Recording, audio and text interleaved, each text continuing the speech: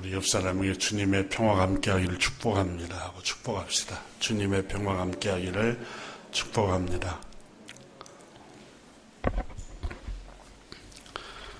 이소우화에 나오는 이야기입니다. 많은 동물들이 모임, 회의 자리에서 멋진 춤을 선보인 원숭이가 동물의 왕으로 선출되었습니다. 동물의 왕으로 선출되자 여우가 질투심이 생겼습니다. 시기가 나서 여우는 어느 날 이 원숭이를 넘어뜨려야 되겠다라는 생각을 갖게 됩니다. 어느 날 올가미 안에 고기 한 조각이 놓인 것을 여우가 보고 이 원숭이가 찾아갔습니다. 너무 귀한 것을 내가 발견했는데 원숭이에게 이 귀한 것일수록 우리 왕에게 선물을 하고 싶습니다. 이렇게 말을 했습니다. 동물의 왕인 원숭이가 그 소리를 듣고 솔깃했습니다. 고기, 너무너무 맛있는 고기 한 덩이가 있어서 임금님이 우리 동물의 왕인 당신이 차지해야 옳을 것 같습니다. 이렇게 얘기를 하자 원숭이가 아무 생각 없이 그저 먹고 싶은 고기를 먹고 싶은 야망 때문에 그 욕망 때문에 여우를 따라갔습니다. 원숭이가 여우에게 그 좋은 걸 네가 먹지 않고 왜 나에게 이렇게 주느냐라고 너무 고맙구나라고 얘기를 했습니다. 그러나 여우는 마땅히 동물의 왕이 이걸 차지해야 됩니다 하고 또 한 번 얘기를 했습니다. 원숭이는 아무 생각 없이 그저 고기 덩이가 탐이 나서 마음을 거기에 빼앗기고 말았습니다. 그래서 결국은 원숭이가 여우의 말을 듣고 가서 올가미에 고깃덩이 보이는 고깃덩이를 차지하려다가 올가미에 털썩 걸리고 말았습니다. 이 여우가 시기심이 나서 결국은 원숭이를 넘어뜨리고 말았던 겁니다. 그러자 원숭이가 여우에게 말했습니다. 나는 너 때문에 함정에 빠져버리고 말았구나. 이렇게 한탄합니다. 여우는 다음과 같이 대답했습니다. 이 미련한 원숭이야.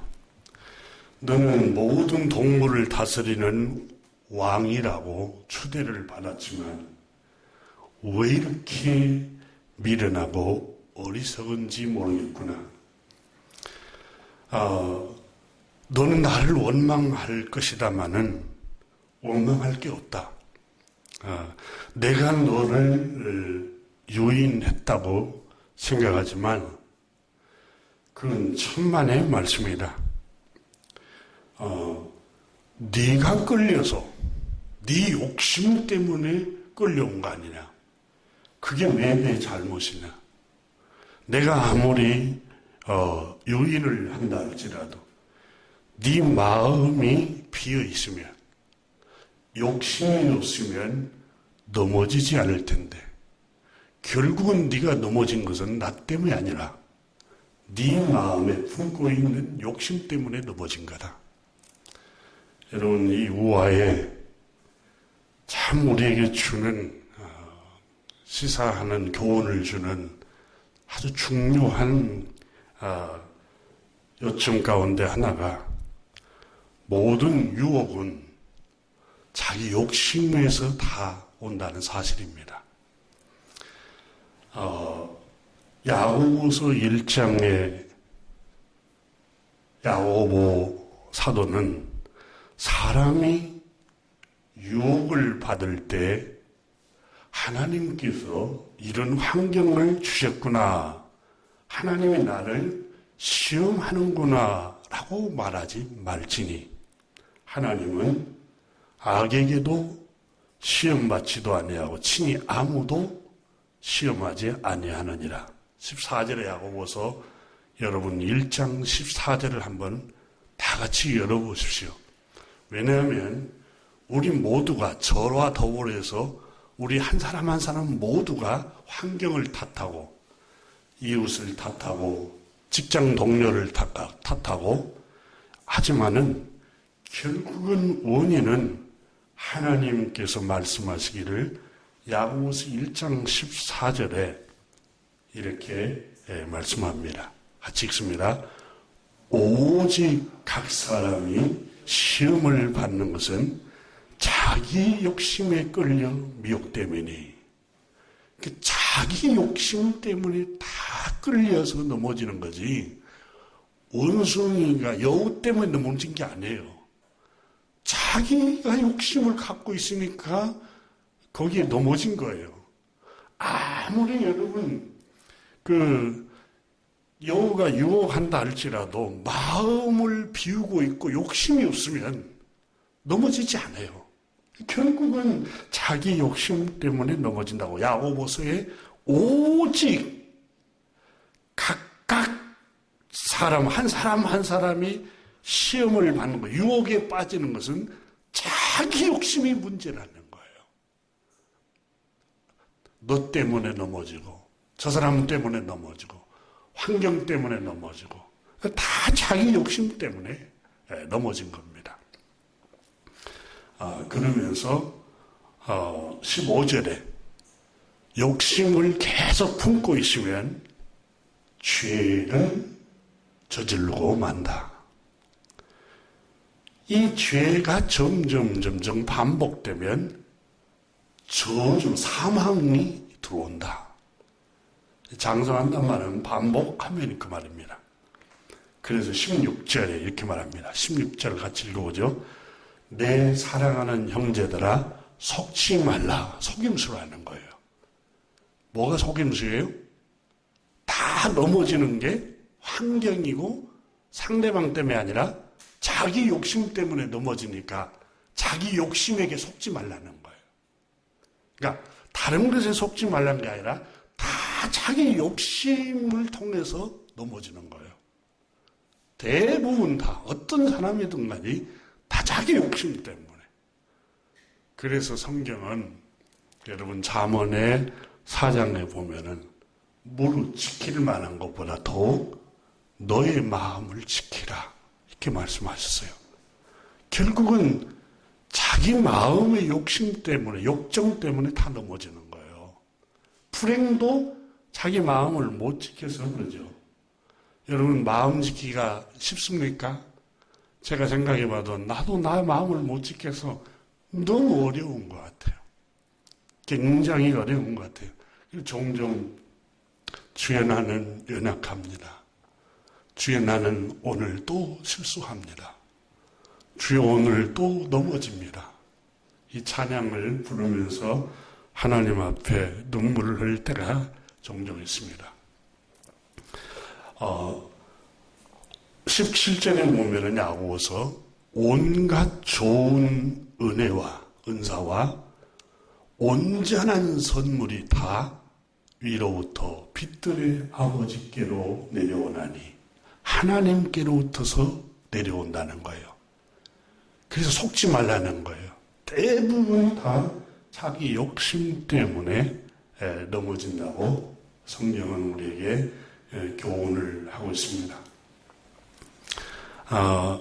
오늘 본문 23절에서 모든 사람이 죄를 범하였음에 그랬습니다. 모든 사람이 다 죄를 범했다고 말씀합니다.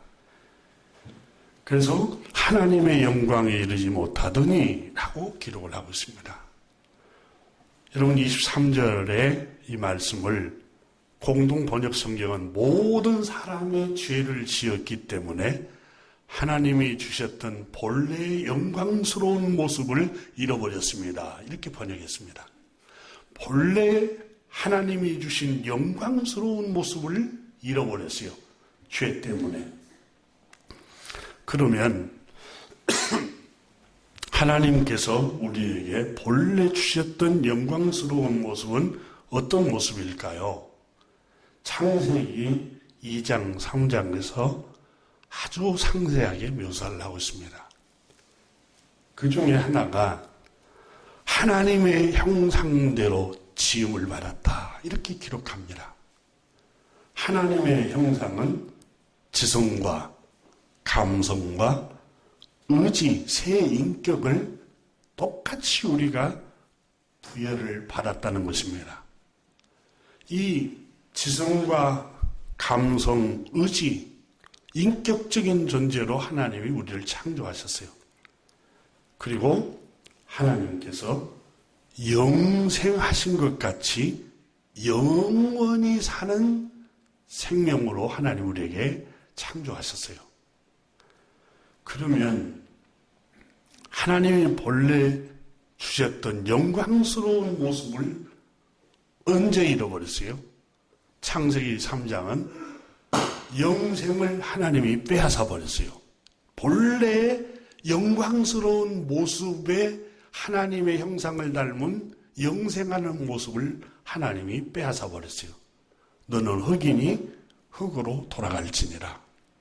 그러니까 이 로마서 3장 23절에는 바울 선생이 본래 하나님이 창조하신 영광스러운 모습을 인간은 죄로 인해서 잃어버렸습니다. 그 점을 강조를 하고 있습니다. 그러면 하나님의 영광스러운 모습, 그게 영생하는 모습이었어요. 영원한 생명을 가졌습니다. 창세기 3장에 보면은 범죄한 이후에 영생하는 나무에 가까이 못하도록 천사를 보내서 인간이 영생하는 나무에 접근하지 못하도록 지켰어요. 화영금을 두고 지켰다고 말씀합니다. 여러분, 하나님께서 영생하지 못하도록 형벌을 내리신 거예요. 본래 하나님이 지으신 영광스러운 모습을 죄로 인해서 다 잃어버렸어요. 그래서 성경은 그 영광스러운 모습을 잃어버리고 난 후에 얼마나 비참하게 됐는가를 성경은 우리에게 설명을 하고 있습니다.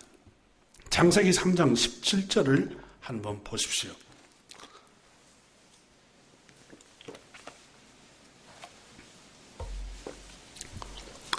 거기 보면은 아담에게 이르되 내가 내 아내의 말을 듣고 내가 너에게 먹지 말라 한 나무의 열매를 먹었은즉, 그러니까 하나님의 말씀의 명령을 하지 말라 하는 그 명령에 불순종하였은즉 땅은 말씀을 따라 행하지 않고 불순종한 너로 말미암아 저주를 받고, 본래 하나님이 인간을 창조하실 때는 하나님의 형상대로 영광스럽게 지음을 받았는데 죄를 범한 후에 그 영광스러운 모습을 잃어버리고 너로 말미암아 땅이 저주를 받고 너는 평생에 수고하여야 소산을 먹으리라.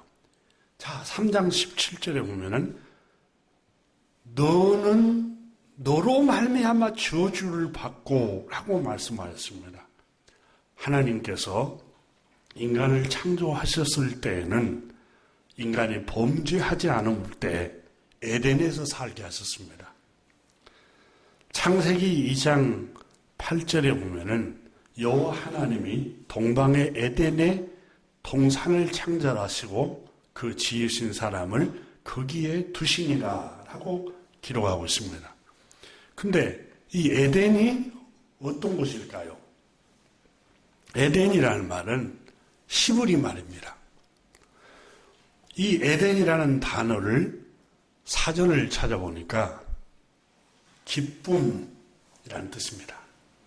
그리고 우아함, 사전적인 의미가 즐거움, 풍요로움, 진미가 가득한 곳, 만족한 곳, 이런 의미를 에덴이 갖고 있습니다. 기쁨. 여러분, 기쁨이라는 행복한 곳을 말합니다. 그곳에는 본래 슬픔이 없었습니다. 아픔도 없었습니다. 그곳엔 시기, 미움, 질투도 없었던 곳입니다. 그런데 자, 죄를 범함으로 이 에덴을 내서 쫓겨납니다. 성경에 그렇게 기록을 하고 있습니다. 여러분, 에덴이라는 곳은 창세기 2장 10절에 보면은 강이 에덴에서 흘러나와 이렇게 기록합니다. 강이. 여러분, 세계 4대 문명이 발달된 곳은 다 마르지 않는 강이 흐르는 곳입니다. 이 강이 흘렀다는 말은 목마름이 없고 물이 넉넉하고 풍요로움이 있는 곳을 상징합니다. 그런데 2장 10절에 에덴에서 강이 흘러나와 동산을 적시고 메마르지를 않아요. 그곳에. 거기로부터 갈라져 내 근원이 되었으니, 근원이에요. 근원. 풍요로움의 근원. 에덴은 기름진 근원이었습니다. 에덴은 목마름이 없을 뿐만 아니라 불안도 두려움도 없는 곳이었습니다. 본래 가시덤불이 없었어요. 가시덤불은 여러분, 땅에 가시덤불을 문자로 상징하지만 가시는 고통스럽게 하는 것이잖아요. 씨앗을 뿌려도 수확을 나지 못하게 하는 것들이잖아요. 그런데 왜 이 에덴에서 하나님의 영광스러운 모습대로 지음을 받은 인간이 이 영광스러움을 다 잃어버렸느냐? 창세기는 엄청난 큰 울림으로 죄가 에덴을 잃어버리게 했다는 겁니다. 죄가. 이 하나님의 영광스러운 그 모습을 무엇이 잃어버리게 했느냐? 죄가 잃어버리게 했다는 겁니다.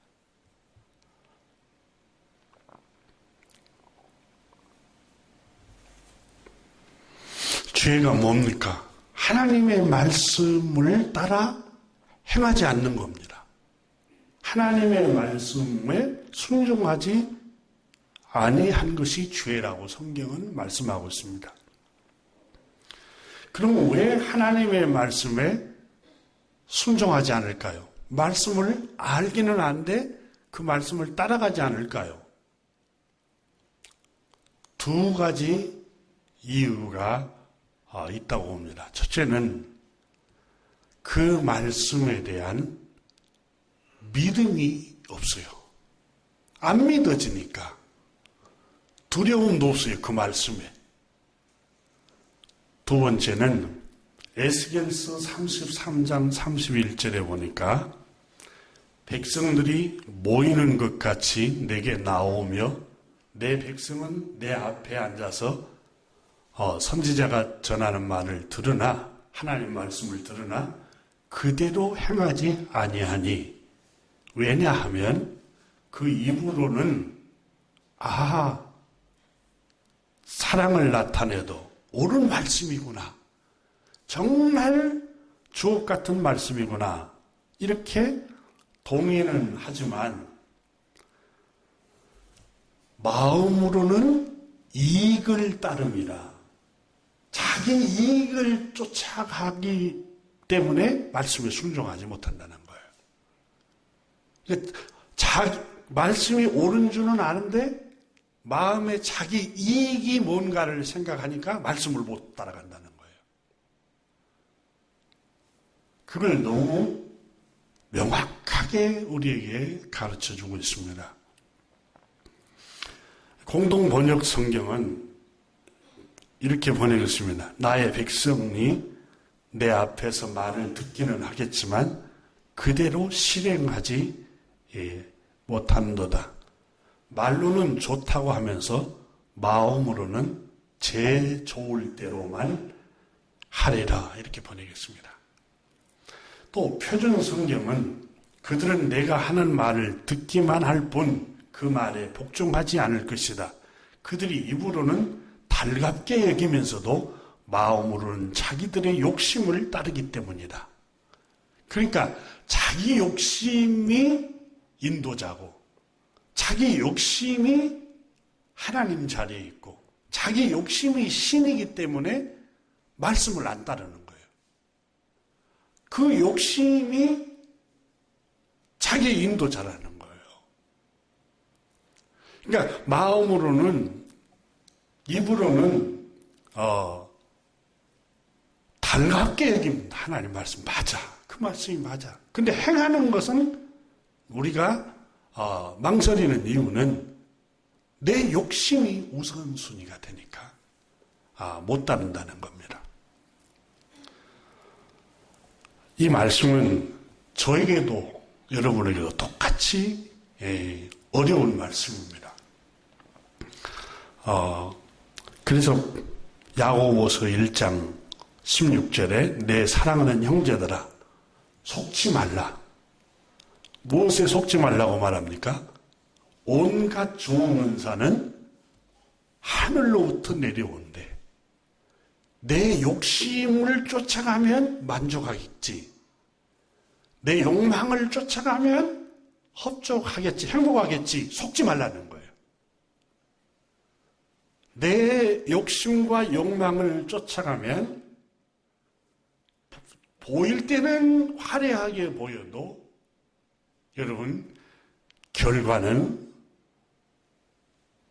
너무너무 큰 저주가 우리에게 온다는 겁니다. 그게 속지 말라는 거예요.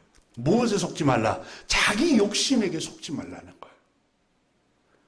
그러니까 이 다른 사람들이 우리를 속이려고 할지라도 내가 마음을 비우고 있으면은 속지 않습니다. 내가 욕심을 냈기 때문에 속는 거예요, 다. 신명기서의 28장에 하나님께서는 본래 하나님의 영광스러운 모습을 다 잃어버리고 저주가 왜 들어오느냐? 저주가 들어오는 이유는 하나님의 말씀에 불순종한 것 때문이다. 신명기 28장 15절에 내가 만일 내 하나님 여호와의 말씀을 순종하지 아니하여 내가 오늘 내게 명령하는 그의 모든 명령과 규례를 지키지 아니하면 이 모든 저주가 너에게 임하며 너에게 이를 것이니 라고 기록합니다. 성읍에서도 저주를 받고 들에 가도 저주를 받고 내 몸의 소생도 자녀들도 저주를 받고 내가 경영하는 소떼, 양떼도 저주를 받고 들어가도 저주를 받고 나가도 저주를 받으리라. 이 이유는 하나입니다. 여호와의 말씀에 순종하지 아니하고 그 명령에 지키지 아니하면 저주가 들어갈 것이다. 여러분, 우리는 점치는 사람들이 정성을 들이면 저주가 물러간다고 그래요. 그러잖아요. 또 기독교의 기복신앙 가운데 헌금을 많이 바치면 복이 들어오고 저주가 물러가고, 그냥 우리가 기도를 많이 하고 금식을 많이 하면은 복이 들어오고 저주가 물러갑니다. 물론 우리가 심은 대로 거두니까 하나님께서 거두게 하십니다. 하지만 저주는 물러가는 것은 제가 어린 시절에 저희 아버님이 한학을 하셔서 주님을 영접하기 전에는 늘 부적을 붙여서 집안에 저주가 못 들어오도록. 3개, 4개 이 마루 있는 안방 들어가는 거, 또 작은 방, 또 마루 위에 부엌 쪽에.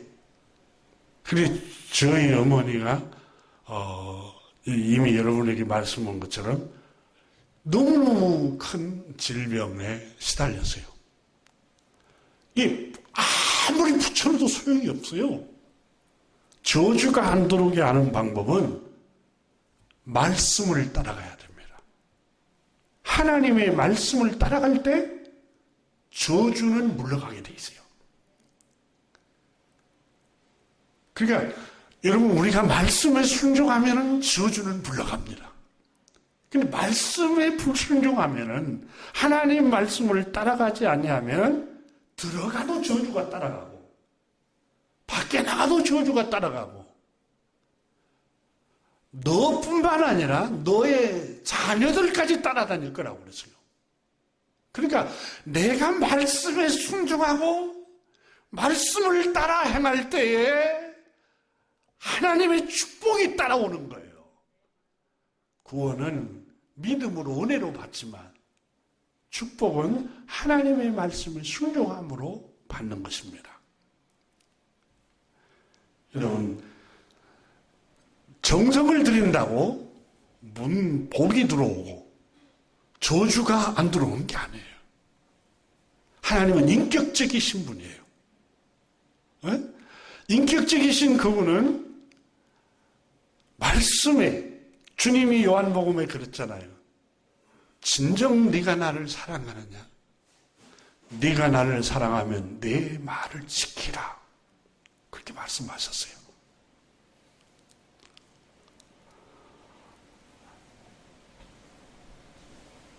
이사야서의 1장에 보면은 내 성전 앞마당만 발이 닳도록 들락날락 기도하러 제물 드리러 들락날락 해도 마당만 밟을 뿐이니라. 하나님 말씀하셨잖아요. 즐겨 순종할 때 하나님이 복을 주신다고 말씀하셨어요. 아담과 하와가 왜 여러분 영광스러운 하나님의 본래 모습을 상실해 버렸느냐? 말씀을 따라가지 않고 자기 마음의 욕심을 따라가기 시작하는 거예요. 여러분, 사단이 눈에 보이지 않는 어둠의 영이잖아요. 영적인 존재잖아요. 성경의 창세기 3장에 나오는 뱀이 유혹했다는데 요한계시록에는 뱀이 사단을 상징한다고 그랬잖아요. 사단은 보이지 않는 영이에요. 보이지 않는 영은 어떻게 사람을, 그럼 아담과 하와를 유혹했을까요? 요한복음 13장에 보면은 마귀가, 사탄이 가룟 유다에게 예수를 팔려는 생각을 넣으니라 이렇게 기록하고 있어요.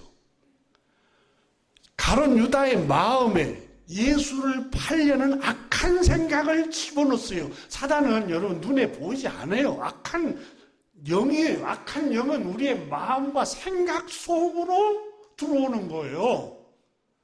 아담과 하와를 유혹할 때 마음의 생각 속에 욕심이라는 이 욕망, 욕심이라는 걸 통해서 사람을 다 넘어뜨려요.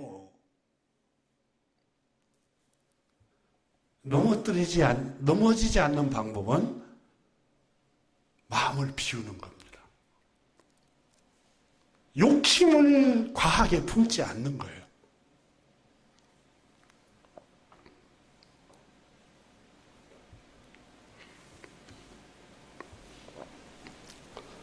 아담과 하와는 하나님이 정말 축복의 동산을 주셨어요. 에덴에서 살게 하셨어요. 그렇잖아요. 에덴이 어떤 곳입니까?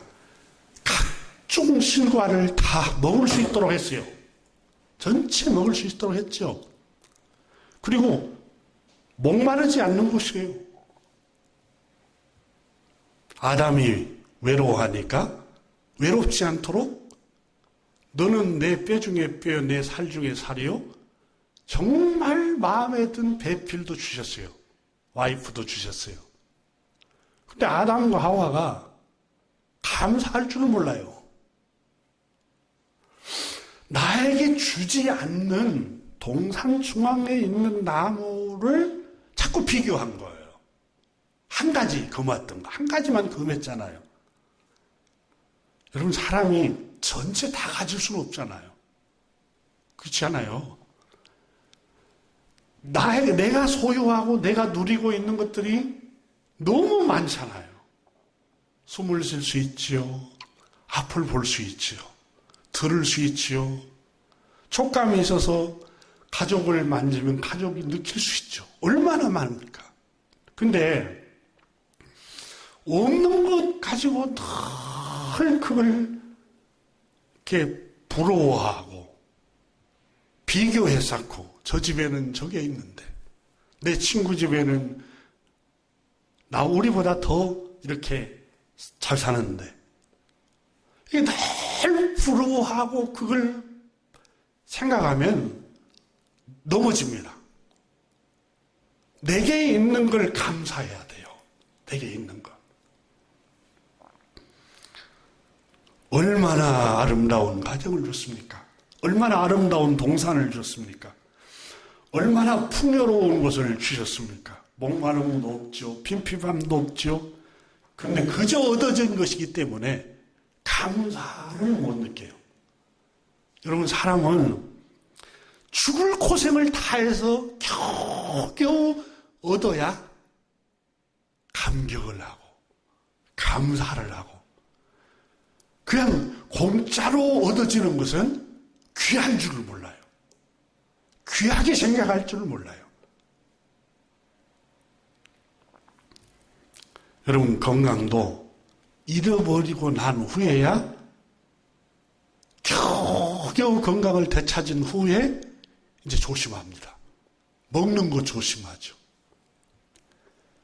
분별해서 먹고 또 용량도 조심하고. 그런데 공짜로 건강하니까 아무것도 입에 땡기는 거 다 넣어버리잖아요. 공짜니까, 공짜로 건강을 얻었으니까, 하나님이 주신 은혜로 건강을 얻었으니까.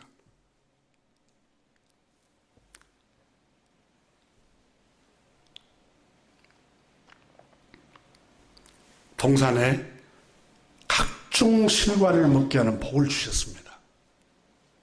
근데 그 감사할 줄 몰라요.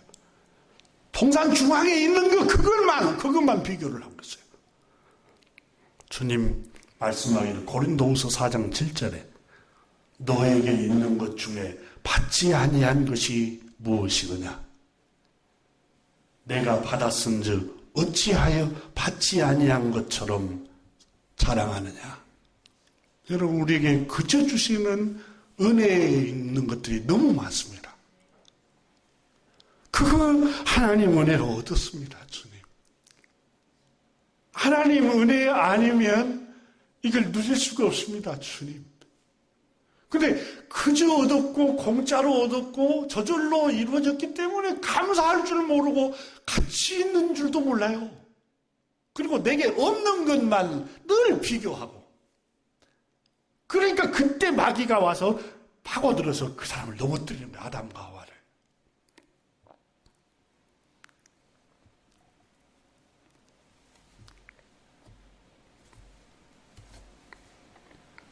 사랑하는 교우 여러분, 하나님께서 우리에게 주신 것들이 한번 생각을 해보십시오.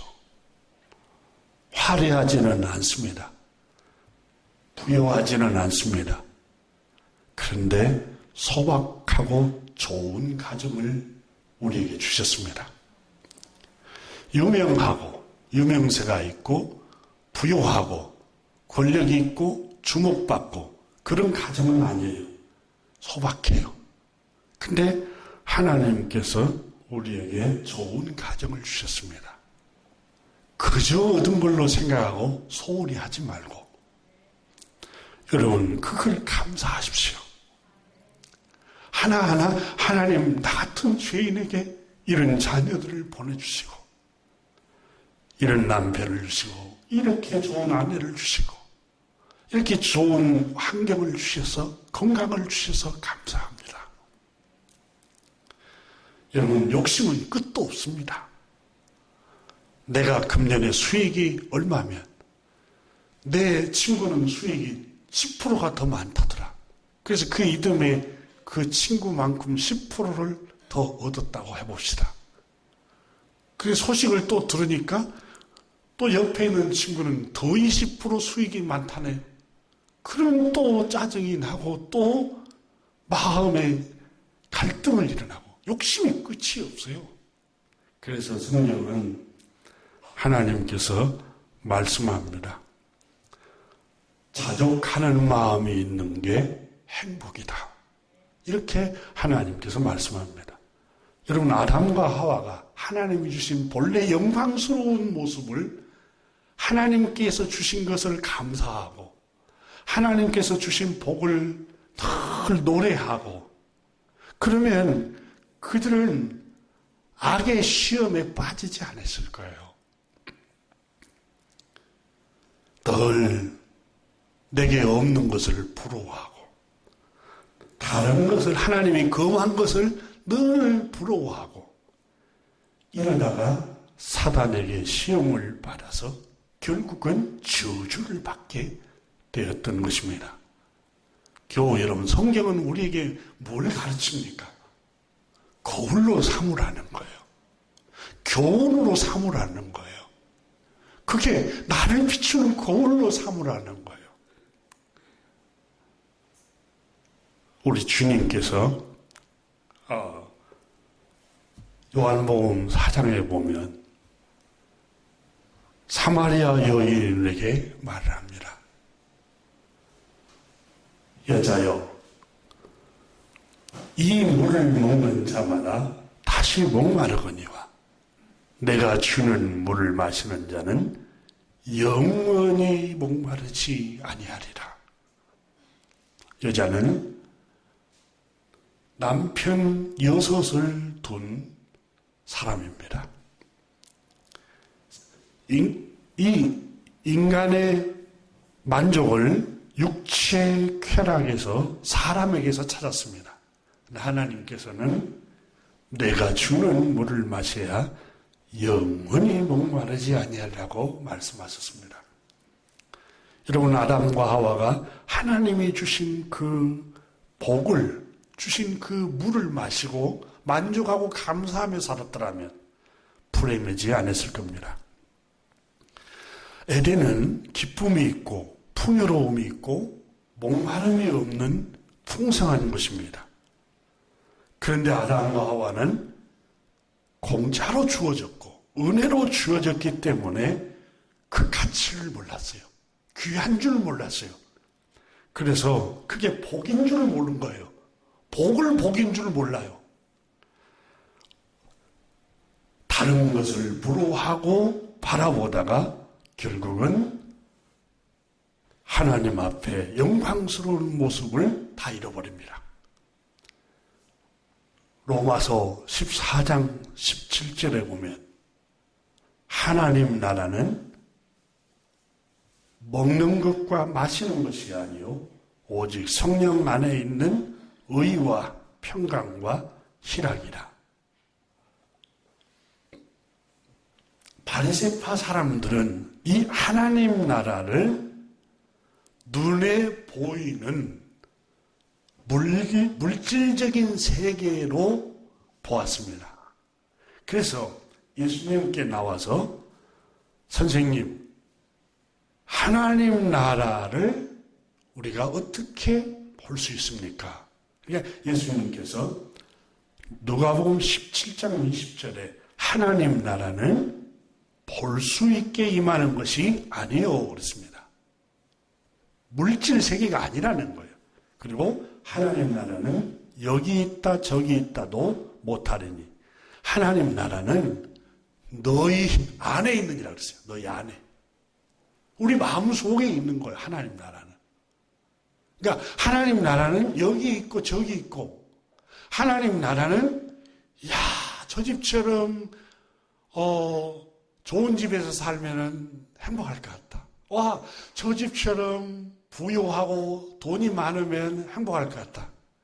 여러분, 그 집에 안 들어가 봤지요. 그 집에 속속히 들어가 보면 우리가 부러워하고 있는 그 가정이 십자가가, 더 무거운 십자가가 있습니다. 다.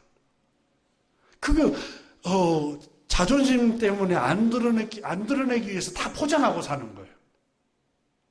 누구에게나 다 십자가가 있어요. 다. 돈이 많은 사람이든, 또 인기가 많은 사람이든, 또 사회적으로 부러움의 대상이든, 또 화려하게 보이는 사람이든, 그거 자존심 때문에 다 포장하고 있을 뿐이지 너무너무 무거운 십자가가 다 있는 거예요. 야고보서는 형제들아 속지 말라. 속지 말라는 거예요. 교우 여러분, 하나님 나라는 여기 있다 저기 있는 게 아니라 너희 마음속에 있느니라. 우리 마음에 여러분 평안을 누리고 우리 마음의 소박함을 누리고 크게 욕심을 품지도 않고, 여러분 시편의 130편 이하에 그렇게 말씀하시잖아요. 내가 저때 나이처럼 내가 미치지 못할 것을 쫓아가지 아니하고, 여러분 내가 미치지도 못하는데 거기에 따라갈 수도 없는데 늘 부러워만 하고 쫓아가려고 하면은 평화를 잃어버려요. 시편에 그렇게 시편 기자가 말씀하고 있잖아요.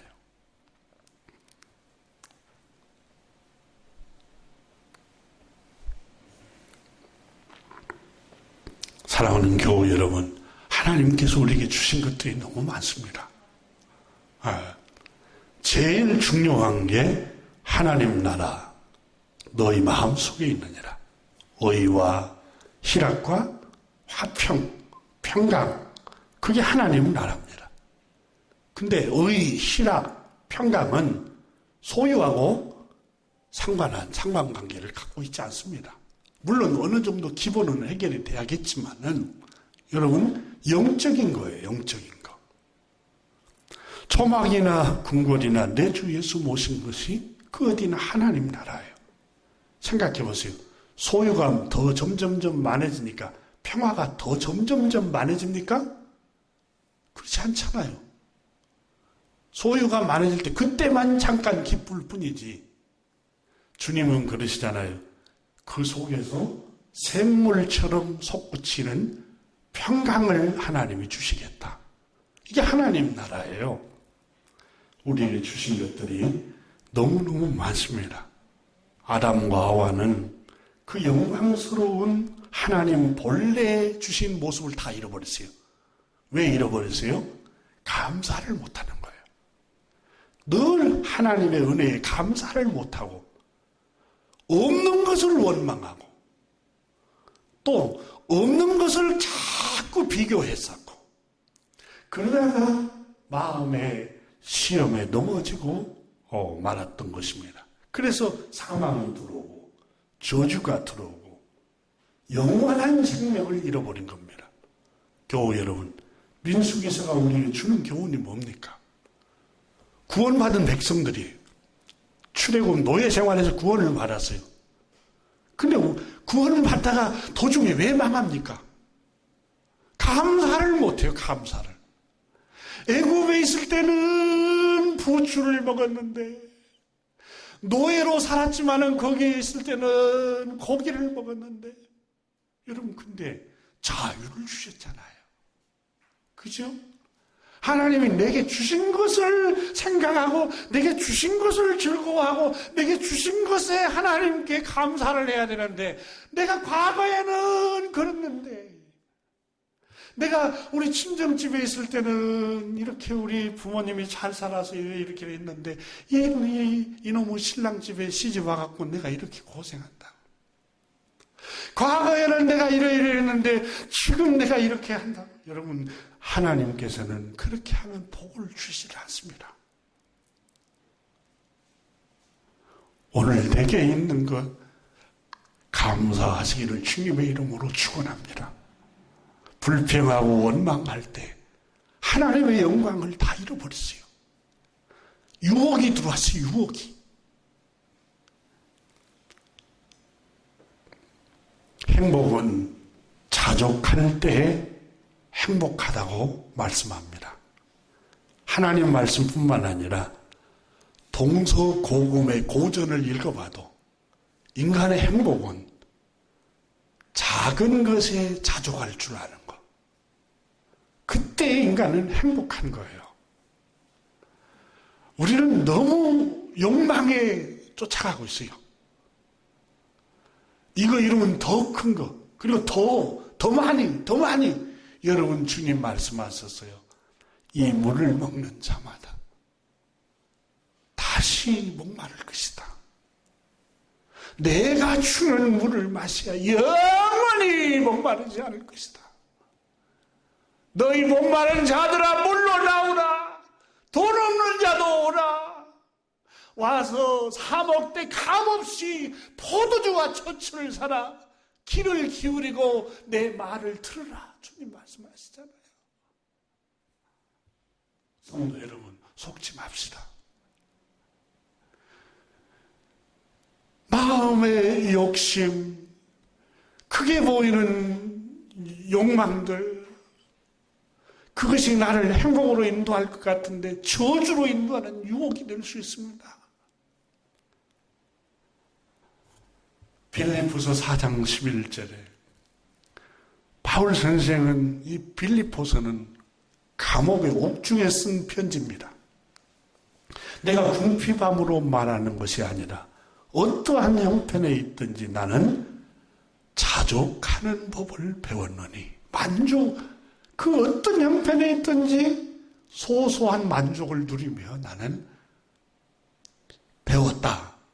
여러분, 배웠다는 말은, 배운다는 것은 노력하지 않으면 못 배워요. 배웠다는 말은 자족하는 방법, 만족하면서 살아야겠다고 하는, 이걸 계속해서 자기도 노력하면서 감사하면서 살았다는 거예요.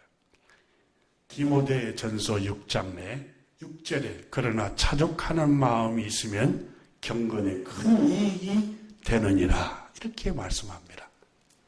자족이라는 단어는 성경의 원문 헬라 말로 아우탈케스라는 단어를 썼는데, 이 뜻은 만족하다, 더하거나 보충할 필요가 없이 충분하다, 외부로부터 지원을 받지 않아도 스스로 독립하다, 스스로 족하게 여기다, 다른 것을 비교하거나 부러워하지 않다, 이런 의미를 갖고 있습니다.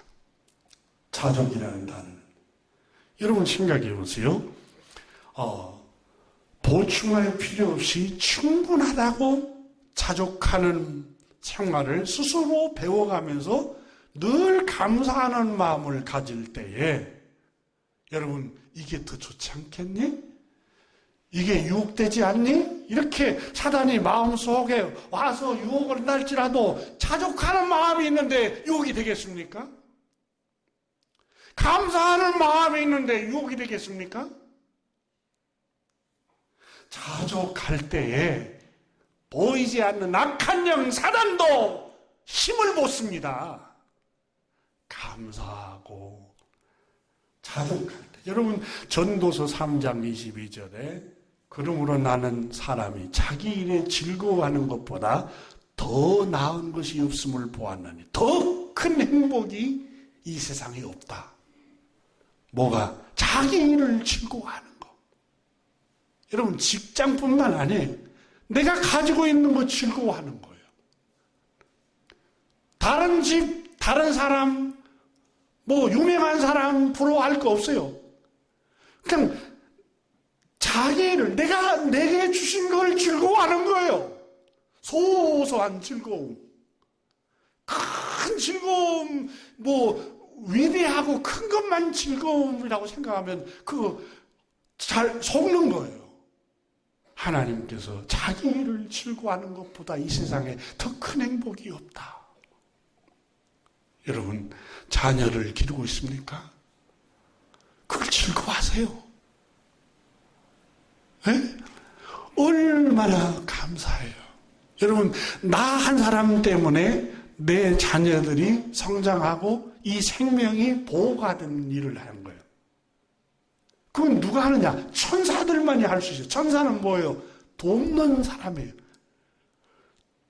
연약한 사람을 강하게 세워주고, 넘어진 사람을 이렇게 세워주고, 잘못된 길로 가려고 하는 사람을 올바른 길로 인도해 주는 게 성령 하나님이 하시는 일이고 천사가 하는 일이잖아요. 자녀를 돌보는 거. 이거 천사 같은 행실이에요. 여러분, 누군가를 섬기고 누군가에게 도움이 되고 누군가에게 기쁨이 되고 누군가에게 위안이 되는 일을 하는 것은 이건 천사 같은 행위예요. 남 모르는 사람에게만 그런 게 아니라 여러분 가정에서 남편에게, 아내에게, 자녀에게, 부모님께 나로 인해서 우리 부모님이 행복을 느끼고 내 남편이, 내 아내가 위안을 받는 거 천사 같은 행위예요. 유명한 거, 위대한 거 그게 아니에요. 여러분, 자기를 즐거워하는 게 이게 행복이라고요. 이보다 더 큰 행복은 이 세상에 없다고 전도서에 말씀을 하고 있잖아요. 행복은 하나님 나라는 멀리 있는 게 아닙니다. 가까이에 있습니다. 어디에? 내 마음속에 있습니다. 여러분, 옛날 어른들이 그러잖아요. 마음먹기에 달려있다고. 그러죠? 마음을, 긍정적인 마음, 좋은 마음, 착한 마음, 감사하는 마음을 늘 가지세요. 전도서 9장 9절에 보면 내 헛된 평생의 모든 날, 헛된 평생의 모든 날이라는 말은 잠깐 지나가 버리고 너무너무 짧은 인생을 표현하는 거예요. 뭐 인생이 헛되다는 게 아니에요. 너무너무 짧은 인생의 그날, 하나님의 해 아래서 내게 주신 모든 헛된 날에, 헛된 날이라는 말은 금방 지나가 버린 날에 내가 사랑하는 아내와 함께 즐겁게 살지어다. 여기는 성경에 아내라고 표현했지만 이 원문의 본래는 내 남편과 내 아내와 똑같이 다 들어있어요. 자, 이 짧은 인생을 가는 동안에 내가 사랑하는 자녀들과 내가 사랑하는 남편과 내가 사랑하는 아내와 함께 즐겁게 살지어다. 기쁨으로 살아라는 거예요. 투덜거리고 원망하고 이러지 말고 이렇게 감사함으로 하나님 주셔서 감사합니다. 그것이 내가 평생의 해 아래서 수고하고 얻은 너의 몫이니라, 행복이니라. 행복이 별거 있는가요? 행복은 가정에 있습니다. 여러분, 제가 그 동양 철학도 읽어보고 서양 이 고전도 읽어보지만 인간의 행복은 멀리 있지 않습니다. 가정에 있다고 말합니다. 그래서 제일 고통스러운 게 가족이 떨어져 있는 거. 그래서 여러분, 이상가족의 아픔은 그래서 고통스러운 거예요. 언젠가 한번 제가 그 북한에서 탈북하는 탈북민들의 얘기를 본 적이 있습니다. 근데 그때 한 상담자가 탈북민들이 얼마나 힘드냐면 여기 자유가 있고 대한민국에 풍요로움이 있고 너무 넉넉하다는 거예요. 근데 탈북하기 전보다 더 고통스럽다는 거예요. 뭐가? 어머니를 못 보고 아버지를 볼 수 없고 거기 차라리 굶주리고 배고픔이 있고 또 자유가 없어도 내 사랑하는 어머니, 내 사랑하는 아버지, 내 동생, 내 누나, 내 형, 그것이 이걸 극복을 못하면 탈북하는 게 불행이라고 얘기를 하는 걸 들었어요. 여러분, 행복은 멀리 있지 않습니다. 하나님 여러분이 가정을 주셨잖아요. 자녀들도 주시고 소박한 곳에 있습니다. 아무리 텔레비전에서, TV에서, 영화에서 아무리 여러분 마음을 선전하고 유혹을 해서 여기 화려함에 있다 해도 속지 마세요. 다 속임수입니다. 행복은 우리 안에 있습니다. 아담과 하와가 하나님이 본래 주신 그 영광스러운 그 행복을, 영생의 복을 왜 잃어버렸어요? 하나님 주신, 은혜로 주신 그 감사하지 못하고 주시지 않는 걸 늘 바라보고 그것과 비교하다가 하나님의 영광스러움을 잃어버리고 저주를 받고 말았어요. 겨우 여러분, 감사하지 못하고 하나님 내게 주신 거 늘 찬양하지 못하고 그 가치 있게 귀하게 여기지 아니하면 저주가 들어옵니다.